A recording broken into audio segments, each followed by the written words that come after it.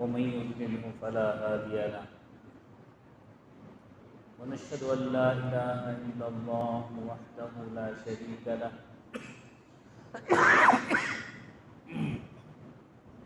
ونشهد أن سيدنا وسندنا وشفيعنا وحبيبنا ومولانا محمدا عبده ورسوله.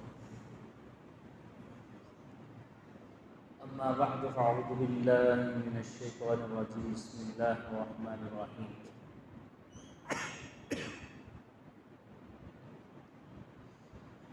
لقد جاءكم رسول من أنفسكم عزيز عليه ما عنتم حريص عليكم بالمؤمنين رؤوف رحيم. صدق الله العظيم وصدق رسوله النبي الكريم.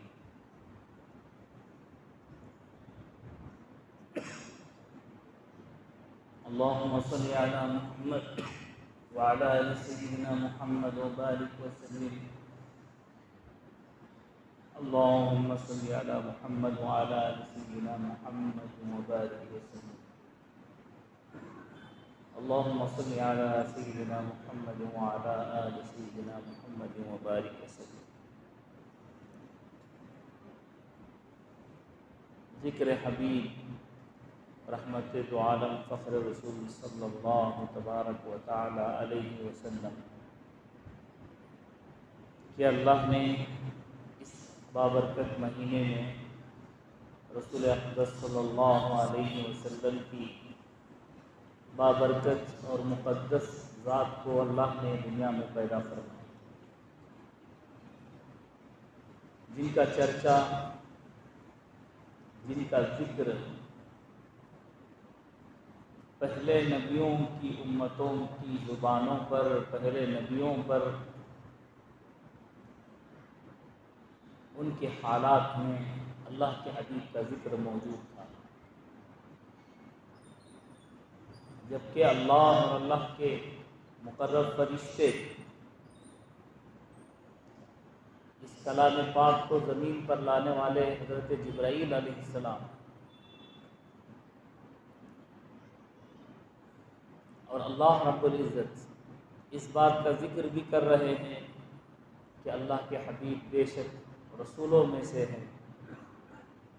اللہ رب العزت نے آپ کے صدقے سے اس کائنات کو وجود بخشا، اس میں کوئی دو رائے نہیں ہے، یہ مسلمانوں کے تمام متفق علماء کا یہ عقیدہ ہے اور یہ یقین ہے کہ اللہ رب العزت نے نبی کریم صلی اللہ علیہ وسلم کو رحمت بنا کر تمام عالم کے لیے بھیجا اور اللہ نے آپ ہی کی رحمت سے اس دنیا کو وجود بخشا۔ بہت ساری باتیں آپ کے سامنے پچھلے جمعہ عرض کی گئی۔ انسانوں پر اللہ کے نبی کا رحمت ہونا تو معلوم ہوتا ہے، شجر و حجر، درخت اور پتھر، آسمان و زمین پر اللہ کے رسول کا رحمت ہونا کیسے معلوم ہوتا ہے؟ چند باتیں اس کے ضمن میں آپ کے سامنے ذکر کی گئی۔ یعنی رسول اللہ صلی اللہ علیہ وسلم اس دنیا میں آئے تو سارے عالم کے لیے رحمت بن کر آئے۔ مختصر خلاصہ کہ جہالت، بے پردگی، قتل و غارت گیری، شراب نوشی، بدکاری جو عام تھی، اس بد اخلاقیوں سے انسانوں کو راحت ملی اللہ کے نبی کے صدقے سے، اس لیے کہ ہر گناہ انسان پر بوجھ ہے، ہر گناہ انسان پر بوجھ ہے، ہر گناہ انسان کے لیے بیماری ہے، ہر نافرمانی اللہ کی انسان کے لیے نقصان کی چیز ہے، ہر گناہ انسان کے لیے بیماری ہے، جسمانی بھی اور روحانی بھی۔ آدمی اگر اس کو نہ سمجھے تو یہ اور بات ہے، کہ جب رسول اللہ صلی اللہ علیہ وسلم اس دنیا میں تشریف نہیں لائے تھے تو یہ تمام برائیاں انسانوں میں موجود تھی، ان کے حالات، ان کے دلوں کے حالات، ان کے اخلاق سب تباہ و برباد تھے، چین و سکون اطمینان تو نہیں تھا، بلکہ فحاشیاں اور عریانیت، ننگاپن، یہ تمام برائیاں موجود ہونے پر انسان ایک طرح سے انسان نہیں بلکہ ایک طرح کا جیتا جاگتا حیوان، جانور بن کر زندگی گزار رہا تھا۔ اب انسان کو اس کے شرف، اس کا مرتبہ جو ملا ہے، انسان کو انسان ہونے کا جو مرتبہ ملا ہے، وہ رحمت دو عالم صلی اللہ علیہ وسلم کے طفیل سے ملا ہے۔ اگرچہ آپ کہیں کہ اس سے پہلے حضرت عیسیٰ بھی آئے ہیں، حضرت نوح بھی تشریف لائے ہیں، 1.25 لاکھ انبیاء بھی تشریف لائے ہیں، لیکن جو حالت اس وقت موجود تھی جب رسول اللہ صلی اللہ علیہ وسلم دنیا میں تشریف لائے، ایسی حالت کبھی پوری انسانیت پر نہیں گزری تھی۔ ایسا جہالت کا زمانہ جاہلیت ایسا نہیں آیا تھا، اتنے اخلاق انسانوں کے نہیں گرے تھے، اتنی برائیاں انسانوں میں عام نہیں ہوئی تھی جتنی کہ رسول اللہ صلی اللہ علیہ وسلم دنیا میں تشریف لائے اس وقت انسانوں کی حالت تھی۔ تو جب اللہ کے حبیب صلی اللہ علیہ وسلم کے دنیا میں آنے سے، آپ کے رحم سے، آپ کی رأفت سے، آپ کی محبت سے انسانوں کے قلوب کو، انسانوں کے دلوں کو جو روشنی ملی، اسی کو کہتے ہیں کہ اللہ کے حبیب کے صدقے سے دنیا میں انسانوں کو رحمت اور رأفت، محبت ملی۔ اللہ نے قرآن کریم میں ارشاد فرمایا، لَقَدْ جَاءَكُمْ رَسُولٌ مِّنْ أَنفُسِكُمْ عَزِيزٌ عَلَيْهِ مَا عَنِتُّمْ حَرِيصٌ عَلَيْكُمْ بِالْمُؤْمِنِينَ رَءُوفٌ رَحِيمٌ۔ رؤوف اور رحیم تو اللہ کی صفت ہے۔ اللہ نے اس صفت کو اپنے حبیب رسول پاک صلی اللہ علیہ وسلم کے نام کے ساتھ جوڑ کر بتلایا کہ آپ کے پاس جو رسول آ رہے ہیں ان کے اندر بھی یہ صفت ہے کہ وہ رؤوف ہیں، رحیم ہیں، اپنے بندوں، اپنی امت پر بہت زیادہ مشفق ہیں۔ اللہ جتنا رحیم ہے، اللہ کے حبیب اس سے کم ہی صحیح، لیکن آپ بھی امت پر رؤوف ہیں، رحیم ہیں، رأفت کرنے والے، محبت کرنے والے ہیں، شفقت کرنے والے ہیں۔ کسی نبی نے اپنی امت کے لیے اتنی تڑپ، اتنی فکر، اتنا نہیں مانگا جتنا اللہ کے رسول نے اپنی اس امت کے لیے مانگا۔ ہر نبی کو اللہ رب العزت نے دعائیں قبول ہونے کے ساتھ ساتھ بہت ساری چیزیں عطا فرمائی۔ اللہ کے حبیب صلی اللہ علیہ وسلم نے فرمایا، میں نے یہ حق آخرت میں اپنی امت کے لیے رکھا۔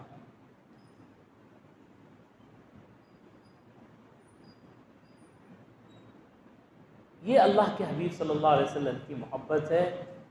تو اللہ کے حبیب صلی اللہ علیہ وسلم کے طفیل سے، آپ کے ذریعے سے، آپ کے صدقے سے انسانوں پر یہ رحم و کرم ہوا کہ ان کی اخلاقی حالت بدلی، وہ جہنم سے نکل کر جنت میں جانے والے بنے، ان کے اندر بد اخلاقیاں نکل کر اخلاق اور اچھے صفات آئے، وہ انسانوں کا شرف حاصل کرنے پر کامیاب ہوئے۔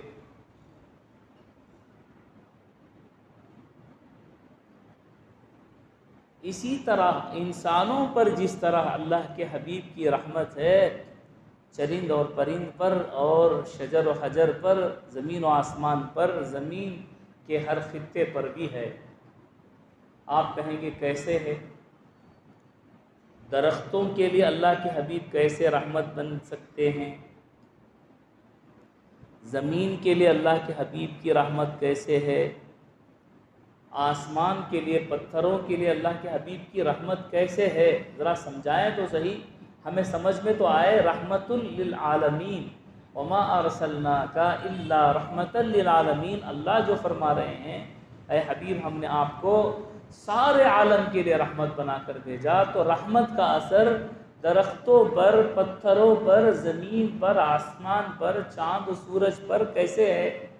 انسانوں پر رحمت تو سمجھ میں آئی کہ وہ جنت میں جانے والے بن گئے، ان کی بد اخلاقی نکل کر اخلاق والے، اعلیٰ صفات والے بن گئے، یہاں تک کہ اپنی بچیوں کو، جو اپنی جان کا، ماں باپ کا ٹکڑا ہوتی ہیں، لخت جگر ہوتی ہیں، معصوم ہونے پر تو اور زیادہ محبت آتی ہے، ان کو زندہ دفن کیا کرتے تھے۔ ایسے انسان ایک کتے کے پیاسے مر جانے پر اپنے آپ کو فکر مند محسوس کر رہے ہیں اور ایک دوسرے سے پہلے پانی پینا گوارا نہیں کر رہے۔ یہ اخلاقی گراوٹ تھی، وہ اخلاق کی بلندی پر اللہ کے حبیب ان کو پہنچا کر گئے، تو یہ اللہ کے حبیب کی رحمت انسانوں پر تھی۔ تو زمین پر، آسمان پر، چاند و سورج پر، درختوں پر اس طور سے ہے کہ زمین کا وہ حصہ جس پر گناہ ہوتا ہے وہ فکر مند ہوتا ہے کہ مجھ پر گناہ ہو رہا ہے۔ زمین کا وہ حصہ، زمین کی وہ جگہ جہاں گناہ ہوتا ہے، وہ اللہ سے ڈرتا ہے، وہ حصہ اللہ سے ڈرتا ہے، وہ زمین اللہ سے ڈرتی ہے، وہ کہتی ہے کہ اللہ کا عذاب نازل ہو جائے تو اس کا اثر مجھ پر بھی ہوگا۔ زمین پر اثر، ظہر الفساد فی البر والبحر بما کسبت ایدی الناس، لوگ اگر برے اعمال کرتے ہیں تو اس کا اثر شجر و حجر پر پڑتا ہے، زمین پر پڑتا ہے۔ اب مسجد بابرکت کیوں ہے؟ مسجد برکت والی جگہ کیوں ہے؟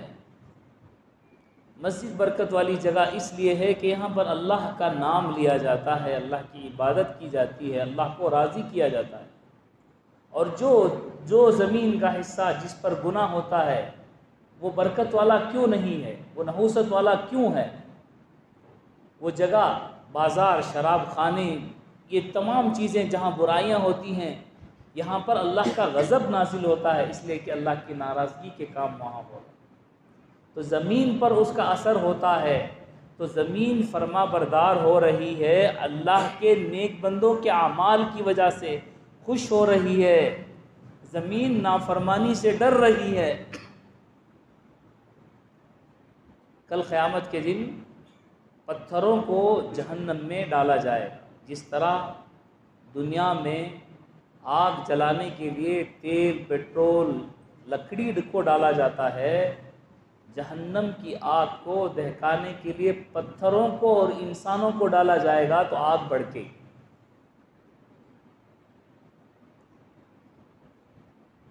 ایک ایک جہنمی کا ایک داڑ احد کے پہاڑ کے برابر ہوگا، 7 کلومیٹر پر واقع ہے احد کا پہاڑ، اس کی ایک کان کی لولکی سے کندھے تک کا فاصلہ 700 سال چلنے کے برابر کا فاصلہ، اس کی چمڑی، اس کا جسم اتنا موٹا کر دیا جائے گا کہ جہنم نہیں بھرے گی، پھر بھی کہے گی حل من مزید وتقول حل من مزید۔ جہنم خدا کی بہت ہی بڑی مخلوق ہے، وہ انسانوں کو اور پتھروں کو لے کر جلے گی، یہاں تک کہ جہنم کی آگ کو 1000 سال تک دہکایا گیا تو سرخ ہو گئی، پھر 1000 سال تک اس کو جلایا گیا تو سفید ہو گئی، پھر 1000 سال تک اس کو جلایا گیا تو وہ بالکل کالی ہو گئی۔ گویا کہ جہنم کی آگ اب کالی ہے، اس کی سختی کا، اس کے جلانے کی طاقت کا اندازہ اس کے کالے پن سے ہوتا ہے۔ تو الغرض انسانوں کو اور پتھروں کا جہنم میں جلنا اللہ کی نافرمانی کی وجہ سے ہوگا، اور اللہ کی نافرمانی انسان اس وقت کرے گا جب اللہ اس کے رسول کو نہیں پہچانے۔ معلوم ہوا کہ اللہ کے حبیب صلی اللہ علیہ وسلم اس دنیا میں آ کر انسانوں پر ہی نہیں بلکہ دنیا کی ہر حصے پر، زمین و آسمان کے ہر اس حصے پر بھی رحم کر رہے ہیں، آپ کی رحمت سے حصہ مل رہا ہے جہاں جہاں انسان گناہ سے بچ رہا ہے۔ یہ اللہ کے حبیب صلی اللہ علیہ وسلم کی رحمت ہے کہ کل قیامت کے دن ان پر گناہوں کا اثر بھی نہیں ہوگا، گناہوں کا اثر نہیں ہوگا، ورنہ وہ حصہ جیسا کہ حدیث میں آتا ہے، ہم لوگ نیک اعمال والے زمین پر چلنے والوں کے حدیث کو سنتے ہیں، ہم لوگ سنتے ہیں کہ زمین کہتی ہے کہ زمین پر جتنے چلنے والے تھے ان میں سب سے برا تو تھا، تو اب آیا ہے میرے پاس تو میری سختی کو دیکھے گا، یہ کہہ کر خبر دباتی ہے، یہاں تک کہ مردے کی پسلیاں ایک دوسرے میں اس طرح گھس جاتی ہیں۔ رسول اللہ صلی اللہ علیہ وسلم نے انگلیوں کو دبا کر بتلایا۔ تو معلوم ہوا گناہ کا اثر زمین پر بھی ہوتا ہے، گناہ کرنے سے زمین بھی ناراض ہوتی ہے، عالم دنیا پر گناہ کا اثر ہوتا ہے۔ ہم نے یہ بھی سنا برکت ختم ہو جاتی ہے، گھروں میں برکت ختم ہو جاتی ہے۔ کیوں ختم ہو جاتی ہے؟ گھر میں خرچ کرنے والا، ان کے کھانے پینے کا خرچ اٹھانے والا یہ سمجھ رہا ہے کہ یہ کیا مصیبت ہے کہ بیوی بچوں کا خرچ میرے ذمہ ہے، ان کو کہاں سے کھلاؤں، ان کو کہاں سے پلاؤں، ان کی دیکھ بھال میں کیوں کروں؟ اگر یہ نیت رکھ کر کرے گا تو اس کو تو ثواب تو ملے گا بھی نہیں، اور دوسری بات اس گھر میں بے برکتی ہوگی۔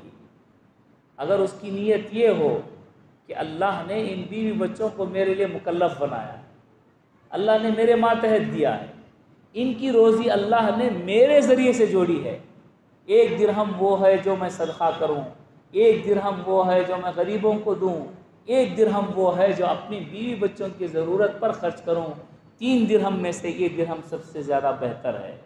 اس حدیث کو سامنے رکھے آدمی ایک تو دماغ کی ٹینشن سے فری، ورنہ کافر تو یہ سوچتا ہے میں کھلا رہا ہوں، میں بیوی بچوں کو پال رہا ہوں، میں ان کے خرچات پورے کر رہا ہوں، میں یہ تمام خرچے اٹھا رہا ہوں، میں محنت کر رہا ہوں، یہ میں کر رہا ہوں، میں کر رہا ہوں۔ جبکہ ایک مسلمان بندہ، ایک مومن بندہ وہ یہ سمجھتا ہے، وہ یہ سوچتا ہے اللہ نے ان کی روزی میرے ذمہ دی ہے، میرے ذریعے سے دی ہے، وایا میرے دی ہے، میں ان کا مکلف نہیں، میں ان کا پالنہار نہیں، پالنے والا تو اللہ ہے، اللہ نے مجھے میرے ذمہ دیا ہے تاکہ میں ان پر خرچ کروں اور میری جنت بن جائے۔ آدمی اگر یہ سوچے گا اس کا تو بالکل اللہ پر یقین ہوگا، جس کا اللہ پر یقین ہوگا وہ ڈپریشن کا مریض نہیں ہوگا۔ جو کہے گا میں سب کچھ کر رہا ہوں، اپنے اوپر سب کچھ لاد لے گا، تو وہ جو ہے بلڈ پریشر کا مریض ہوگا اور دنیا سے سب سے پہلے فارغ ہو جائے۔ تو ایک ایمان والا یہ سمجھتا ہے تو اب اللہ رب العزت نے اس کو مکلف بنایا ہے، جس طرح اسے دنیا کی روزی اور دنیا کے کھانے پینے کی چیزوں کا مکلف بنایا ہے، بالکل اسی طرح اسے اللہ رب العزت نے دین کی ذمہ داری کا بھی مکلف بنایا ہے۔ آپ اکیلے چلے جائیں، ہم اکیلے چلے جائیں، ہماری بیوی جس نے ہمیں 50 برس 40 برس ہماری خدمت کی، ہمارے کپڑے دھوئے، ہمیں کھانا بنایا، اس کے بغیر ہم جنت میں جائیں وہ جہنم میں جائے؟ یا اس کی دین کی فکر ہم نہ کریں، ان بچوں کی دین کی فکر نہ کریں جو بچے ہمارے ساتھ ہیں، ہمارے لخت جگر ہیں، ہمارے دل کا سکون ہے، ہم نے انہیں کھلایا پلایا، ان پر محنت کی، وہ بھی جنت میں جانے والے ہوں۔ جس طرح دنیا کی ذمہ داری کفالت، کھانے پینے، کپڑے کی اللہ نے رکھی اور اس پر ثواب رکھا، دین پر بھی اللہ نے ثواب رکھا ہے، اور نیک صالح اولاد کا ثواب مرنے کے بعد بھی ملے گا۔ اذا مات الانسان انقطع عمله الا من ثلاث، انسان جب دنیا سے چلا جاتا ہے اس کا عمل ختم ہو جاتا ہے، لیکن 3 چیزیں باقی رہتی ہیں، اس میں سے ایک ولد صالح یدعو له، نیک اپنے ماں باپ کے لیے دعا کرے، نیک صالح اولاد ماں باپ کے لیے دعا کرے۔ جو ماں باپ لاڑ اور پیار میں اپنے بچوں کو بگاڑتے ہیں، بیٹا ٹھنڈ ہو رہی ہے سو جا، ابھی صبح کے 6 بجے ہیں، نماز تو بعد میں پڑھی جا سکتی ہے، جو بالغ بچے کو سلا رہے ہیں گویا وہ جہنم کی آگ اس پر اڑا رہے ہیں، جہنم کی آگ اڑا رہے ہیں۔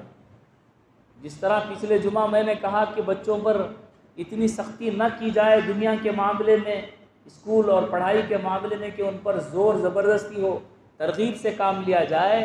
اس طرح دین کے معاملے میں 15 سال کے بعد اگر بچے کو دین کے لیے ہم تیار نہیں کر رہے ہیں، اس کو دین کی طرف نہیں بلا رہے ہیں، اسے حلال اور حرام نہیں سمجھا رہے ہیں، اس کا وقت پر نکاح نہیں کر رہے ہیں، جتنا گناہ کرے گا ماں باپ کے اعمال نامے میں ہوگا، ماں باپ کے کھاتے میں ہوگا۔ سب سے بڑی برائی اس وقت جو دنیا میں ہے وہ ہمارے مسلم معاشرے میں ہے، وہ وقت پر نکاح نہ کرنا ہے، وقت پر نکاح نہ کرنا ہے۔ اللہ کہتا ہے فَلْيَسْتَعْفِفِ الَّذِينَ لَا يَجِدُونَ نِكَاحًا أَن يُغْنِيَهُمُ اللَّهُ مِنْ فَضْلِهِ۔ فَلْيَسْتَعْفِفِ، ان کی عفت اور ان کی عزت کی حفاظت کرو، ان بچیوں کی، ان کو وقت پر نکاح کر کے ان بچوں کی جوانی کی حفاظت کرو جو تنہائی میں اپنی جوانی برباد کر رہے ہیں، غلط چیزیں دیکھ کر تنہائی میں اپنی قوت برباد کر رہے ہیں۔ وہ بچے، وہ نوجوان بچے جن کی جوانیاں اس طرح برباد ہو رہی ہیں جس کا حساب نہیں کیا جا، سوچا نہیں جا سکتا۔ ان کو پاک دامن بناؤ۔ ماں باپ اپنی ہوس کی خاطر، اپنی عزت کی خاطر، اپنی اسٹیٹس کی خاطر، میں وہاں نکاح نہیں کروں گا تیرا، چاہے میری جان چلی جائے، میری ناک کٹ جائے، میری عزت کا سوال ہے، فلاں فلاں۔ کل قیامت کے دن کیا جواب دو گے کہ بیٹا زنا کرتا ہوا دکھایا جائے گا، بچیاں حرام کاری میں مبتلا ہو کر ہیں، بدکاری میں مبتلا ہو کر ہے، کیا منہ دکھائیں گے ماں باپ کل قیامت کے دن؟ اپنی انا کی خاطر ضد اور ہٹ۔ ٹھیک ہے بچے نے کسی جگہ پسند کیا ہے، اپنے آپ کو بھی تھوڑا جھکا کر تھوڑا سا ان کے ساتھ میں برابر ہو جائیں، ایسا نہیں کہ اپنی ہی مرضی بچوں پر تھوپتے جائیں، اور ایسا بھی نہیں کہ بچے ماں باپ کے خلاف ورزی کریں، ان کے بغاوت کریں، ماں باپ کے سامنے کھڑے ہوں۔ دونوں میں ہم کو یہ کرنا ہوگا۔ آج مسلمان معاشرے کی سب سے بڑی برائی وقت پر نکاح نہ کرنا ہے۔ لوگ کہتے ہیں کیا کھائے گا حضرت، کیا پالے گا، نفقہ بھی تو واجب ہے۔ میں قرآن کی یہ آیت پڑھ رہا ہوں فَلْيَسْتَعْفِفِ الَّذِينَ لَا يَجِدُونَ نِكَاحًا إِلَّا أَن يُغْنِيَهُمُ اللَّهُ مِنْ فَضْلِهِ، جن کے پاس نہیں ہے وہ عفت اور عزت کو بچانے کے خاطر نکاح کریں، اللہ ان کو اپنے فضل سے مالدار بنا دے گا۔ إِلَّا أَن يُغْنِيَهُمُ اللَّهُ مِنْ فَضْلِهِ۔ کیا ہم مسلمان نہیں ہیں کہ اس آیت پر ہمارا ایمان نہیں ہے؟ کیا ہم مسلمان نہیں ہیں کہ قرآن پر ہمارا ایمان نہیں ہے؟ کیا ہم مسلمان ایمان والے نہیں کہ اللہ کو نہیں مانتے؟ کسی ایک آیت کو غلط ثابت کر دے تو کیا وہ ایمان پر باقی رہے گا؟ اپنی ہٹ درمی کو چھوڑ کر اپنے بچوں کی زندگی کو اس طور پر کہ جتنا سیدھا سادہ ہو سکے۔ اب آدمی سوچنے پر آتا، ڈھونڈنے پر آتا ہے، تو اب بچی کا رشتہ ڈھونڈنے کے لیے نکلتے ہیں تو کوئی جنید بغدادی چاہیے، کوئی اللہ کا ولی چاہیے۔ بھائی 10-5 اچھی عادتیں ہیں، نکاح کرو، چلتے بنو۔ ایسے تحقیق کر رہے ہیں، ایسے تحقیق کر رہے ہیں، اللہ اکبر۔ بھئی ہر آدمی میں اچھائیاں برائیاں ہوتی ہیں، اتنا بھی پرفیکٹ 100% پیور گولڈ آپ کو کہاں ملے گا؟ بچی کے رشتے میں بھی اتنی باریکیاں دیکھی جا رہی ہیں کہ وہ بچیوں کے عمریں 30-40 برس کو ہو گئی ہیں، اب 30 کے بعد تو کوئی اچھا رشتہ جوانی کا تو آنے سے رہا۔ یہ وہ برائیاں ہیں جس میں بہت زیادہ، اب دیکھیے بچی گھر میں بیٹھی ہے، ماں باپ پریشان، ماں بھی پریشان، بچے پریشان۔ اب ہمیں اخلاق اور عادات کی بھی بہت زیادہ برائی، ہر دارالقضاء میں، ہر مسجد کے اس میں، ہر کورٹ کچہری میں یہی فیصلے ہیں کہ ان کی یہ طلاق کا واقعہ ہے، ان کے جھگڑے کا واقعہ ہے۔ ساری کچہریاں کورٹ بھرے ہوئے ہیں مسلمانوں کی جھگڑوں سے۔ وہ اخلاق و صفات بچوں کے اندر آ جائیں کہ ہمیں کسی کے گھر میں جا کر نبھنا کیسے ہے، ہمیں جو ہے جہیز تو دے دیا ہے، وہ اخلاق جو چلنے کے ہیں کہ زبان بند رکھ کر کسی کی خدمت کی جائے۔ آج خدمت کرنے کو بڑا بوجھ سمجھ رہا ہے، پہلے سے پلاننگ ہو رہی ہے کہ وہ وہاں جا کر ساس سسر کی خدمت کرے گی، یہ تو نہیں ہوگا، پہلے سے پلاننگ ہو رہی ہے۔ دوستو ایسے زندگی گزرتی نہیں ہے، پیسوں سے زندگی گزرتی بھی نہیں ہے، مال و دولت سے زندگی گزرتی نہیں ہے، کسی کی محبت کی ضرورت ہوتی ہے۔ مسلم معاشرے کو گھرانے کی ضرورت ہوتی ہے، پیار محبت کی ضرورت ہوتی ہے۔ جنازہ اٹھے گا تو 4 کندھوں کی ضرورت ہے، پیدائش ہوگی تو 4 آدمیوں کی ضرورت ہے، بیمار ہوگا تو 4 آدمیوں کی ضرورت ہے۔ ہر قدم پر اللہ نے معاشرے کو جوڑ کر رکھا ہے، کمیونٹی کو جوڑ کر رکھا ہے، یونٹی بنائے رکھی ہے، ورنہ ہر آدمی اپنی گھر میں نماز پڑھ لیتا۔ 5 وقت نماز جماعت کے ساتھ پڑھنے پر پابندی، اللہ کے رسول نے اتنا غصہ کیا کہ ان کے گھروں کو جلا دو جو بلا عذر گھر میں نماز پڑھ لیتے ہیں۔ اتنا غصے کی بات کیوں کہی؟ ایک یونٹی ہے، ایک سماج ہے کہ آئیں گے، ملیں گے، سلام پیام ہوگا، ایک دوسرے کے احوال معلوم ہوں گے، یہ معاشرہ ہے، یہ اسلام ہے۔ مغربی تہذیب، ویسٹرن کلچر آپ کو یہ سکھاتا ہے کہ آپ اپنی اکیلی لائف زندگی گزارو، آپ شادی ہونے کے بعد اپنا خرچہ آپ اٹھاؤ، بیوی اپنا خرچہ اٹھائے، گھر کا کرایہ بیوی آدھا بندھے، شوہر آدھا بندھے۔ یہ وہ تمام چیزیں ہیں جس میں ڈپریشن کا شکار ساری مغربی کلچر ہے۔ وہ ویسٹرن کلچر آج زندگی کے نمونے پر تباہی کے دہانے پر ہے، وہ سوسائڈ کر رہے ہیں، تباہ ہو رہے ہیں، سونے کے لیے ان کو نیند کی گولیاں کھانی پڑتی ہیں۔ یہ تمام خرابیاں اسلامی معاشرے کو، اسلامی زندگی کو چھوڑنے کی بنا پر، یہ تمام دنیا کا معاشی طور پر اکنامک کرائسس جو ہے وہ اسلامی طریقے کو چھوڑنے، حلال و حرام کی تمیز کیے بغیر سود لون انٹرسٹ لون، اس کی زندگی میں ہر آدمی اپنی خواہش کو پورا کرنے کے لیے لون لے رہا ہے۔ میرے پاس کچھ نہیں ہے، کیا ہے، لون مل رہا ہے تو میں اپنی خواہش پوری کرنے کے لیے ایک گاڑی، دوسری، تیسری، چوتھی، مر کر چلا گیا، بیوی بچے پریشان کہ اس کو بن نہ سکیں، بد دعائیں دے رہے ہیں۔ ساری دنیا کو قرض کے جھمیلے میں اسلام کے خلاف سازشوں نے جوڑ کر رکھا ہے۔ ان سب سے نکلنے کا واحد ذریعہ رسول اللہ صلی اللہ علیہ وسلم کی زندگی ہے۔ اللہ کے حبیب کا ایک ایک لفظ اسلام کے لیے، بلکہ ساری انسانیت کے لیے، بلکہ دنیا اور آسمان و زمین و چاند ہر ایک کائنات کے ذرے کے لیے رحمت ہے، رحمت ہے، رحمت ہے۔ اللہ نے یہی فرمایا، اے حبیب ہم نے آپ کو دنیا اور تمام عالم کے لیے رحمت بنا کر بھیجا، وما ارسلناک الا رحمت للعالمین۔ آپ کے طریقوں میں کامیابی ہے، آپ کی سنت و شریعت میں دنیا کی بھلائی ہے، دنیا کے لیے چین و سکون ہے، آپ کے طریقوں پر انسانوں کی فلاح ہے، کامیابی ہے۔ زندگی اسی کا نام ہے کہ چین سے گزرے۔ آدمی ہر وقت بزی رہے تو اس کا کیا بزی ہونا، کیا فائدہ، جب تک کہ اسے خود سکون نہ ملے۔ کھانے پر بھی اسے 10 فون کال آ رہے ہیں، ایسی دنیا کمانے کا کیا فائدہ، بیوی بچوں کے ساتھ رہ نہیں سکتا، اپنی سکون کی زندگی نہیں گزار سکتا۔ بس دنیا اتنی ہی اچھی ہے جتنی اس کی ضرورت ہے، اور دین کے لیے آگے بڑھتے رہنا چاہیے، جتنا سکون اور جتنا اللہ اور اللہ کے حبیب کے نزدیک ہونا ہے۔ اللہ تعالیٰ ہم سب کو عمل کی توفیق عطا فرمائے۔